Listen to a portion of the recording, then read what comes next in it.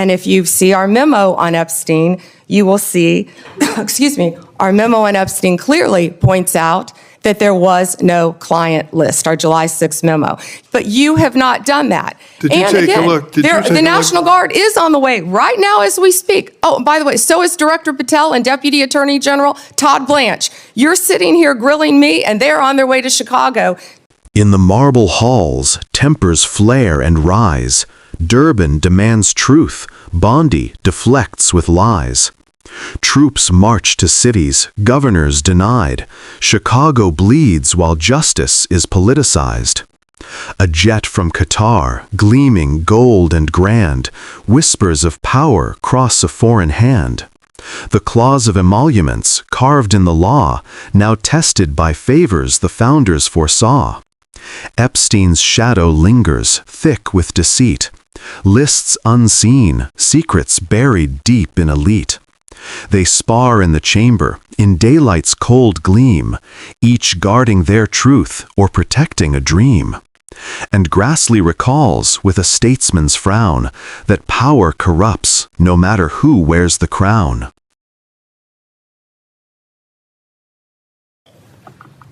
Thanks, Mr. Chairman. Madam Attorney General, let me ask you this question. Were you consulted by the White House before they deployed National Guard troops to cities in the United States? I am not going to discuss any internal conversations with the White House. You won't even say whether you talked to the White House about this? I am not going to discuss any internal conversations with the White House with you, Ranking Member. I noticed that. What's the secret? Why do you want to keep this secret? The American people don't know the rationale behind the deployment of National Guard troops in my state. The word is, and I think it's been confirmed by the White House, they are going to transfer Texas National Guard units to the state of Illinois. What's the rationale for that? Yeah, Chairman, as you shut down the government, you voted to shut down the government, and you're sitting here, our law enforcement officers aren't being paid. They're out there working to protect you. I wish you loved Chicago as much as you hate President Trump. And currently, the National Guard are on the way to Chicago. If you're not going to protect your citizens, President Trump will. I've been on this committee for more than 20 years. That's the kind of testimony you expect from this administration. A simple question as to whether or not they had a legal rationale for deploying National Guard troops becomes grounds for a personal attack. I think it's a legitimate question. It's my responsibility. She refuses to answer as to whether she had any conversation with the White House about deploying national troops to my state. That's an indication, I'm afraid, where we are politically in this place. Let me ask you another question. I want to, if you will, hold on a second. Make sure I got the right page of facts here. You testified under oath when you last before this committee that before your appointment to Attorney General, you had served as a representative of some sort for the royal family of Qatar.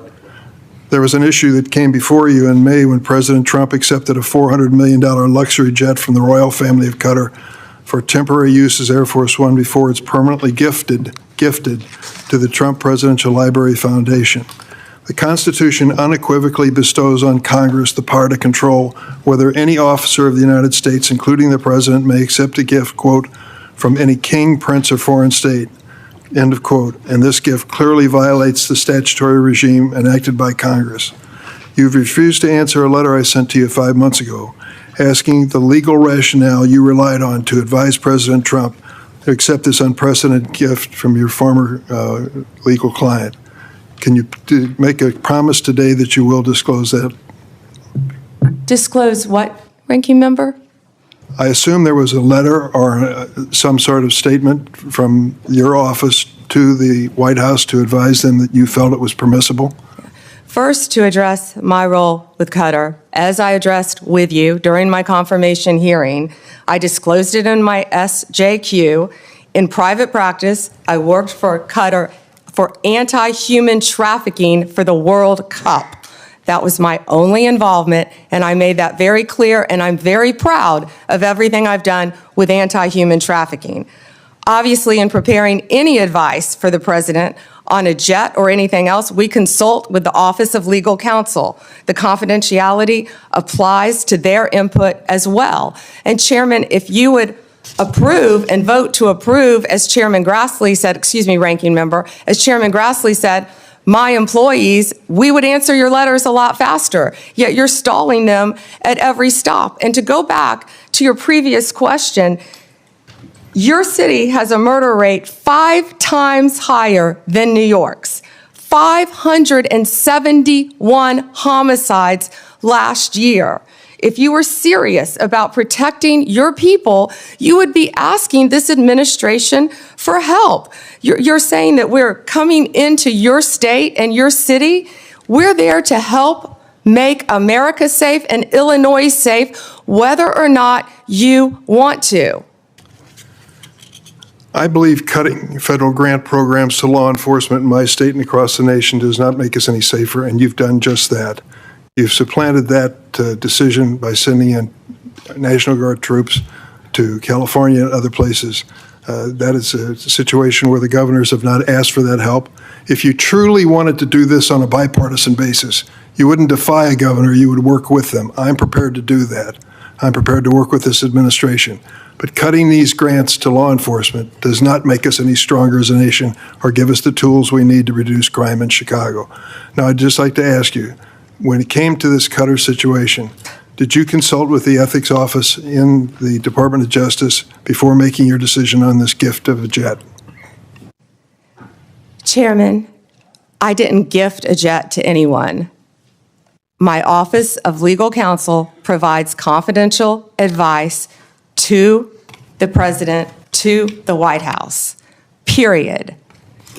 And you're conflating two issues. Cutting grants. I was very clear about what grants we've cut and what grants we haven't. Only 7%. And if you have a grant in Illinois that you think that I've cut that is protecting law enforcement officers or your people, you personally call me and I will work with you to turn that grant back on. I think many of the Democrats here can tell you, I have worked with them to turn grants back on. There's an appeal process. Tell me a specific grant that I have turned off in Illinois that would help law enforcement, and I will work with you. But you have not done that. Did you take a look? The National Guard is on the way right now as we speak. Oh, by the way, so is Director Patel and Deputy Attorney General Todd Blanche. You're sitting here grilling me, and they're on their way to Chicago to keep your state safe. Madam Attorney General, it's my job to grill you. Investigation of your agency is part of my responsibility and this committee. You may not like the experience, but others have weathered the storm and answered questions in a respectful manner. Can you tell me the grants, Yes. Ranking Member, please? Take a look at the president's budget on HIDA grants. What happens to it in his proposed budget? I'd be glad to meet with you on the It's grants. cut by 1/3 from $300 million to 196. That's one example of a grant that works, and your administration has suggested cutting it in the budget lies ahead. I want to ask you about items in a letter I sent you in July that you have not answered. In February, you made a public claim that the Epstein client list was, quote, sitting on my desk right now for review, end of quote. You then produced already public information and no client list at a major media event hosted at the White House.